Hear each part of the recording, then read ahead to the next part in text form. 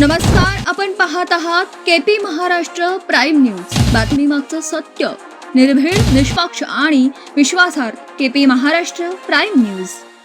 पाटगाव येथे झालेल्या खून प्रकरणातील 3 संशयित आरोपींना स्थानिक गुन्हे अन्वेषण शाखेच्या पथकाने अवघ्या 21 तासात जेरबंद केलं. पोलिसांच्या सतर्क तपासामुळे आरोपींचा शोध घेण्यात यश आलं. पोलिसांनी दिलेल्या माहितीनुसार 6 ऑगस्ट रोजी रात्री सुमारे 9:15 वाजता पाटगाव येथे जुन्या भांडणाच्या रागातून ज्ञानेश्वर उर्फ माऊली राजेश उर्फ साहेबराव पाटील वय वर्ष 27 यांच्यावर हल्ला करण्यात आला.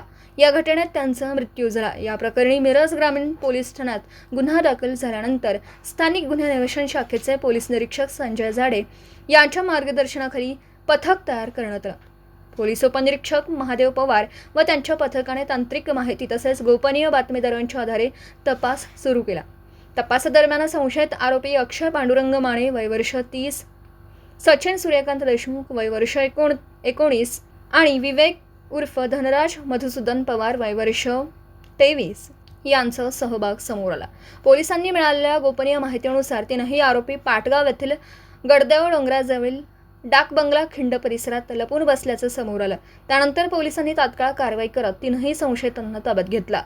चौकशी दरम्यान जुन्या भांडणाच्या कारणातून मयतास लोखंडी कोयत्याने डोक्यात व मानेवर वार करून मारहाण केल्याची कबुली आरोपींनी दिल्याचं पोलिसांनी नमूद केलं. अटक करण्यात आलेल्या आरोपींना पुढील तपासासाठी मिरज ग्रामीण पोलीस ठाण्याच्या ताब्यात देण्यात आलं असून न्यायालयाने त्यांना 14 ऑगस्टपर्यंत पोलीस कस्टडी रिमांड मंजूर केला आहे. या कारवाईत स्थानिक गुन्हे अन्वेषण शाखेचे अधिकारी, अंमलदार तसेच मिरज ग्रामीण पोलीस ठाण्याच्या पथकाने महत्त्वाची भूमिका बजावली.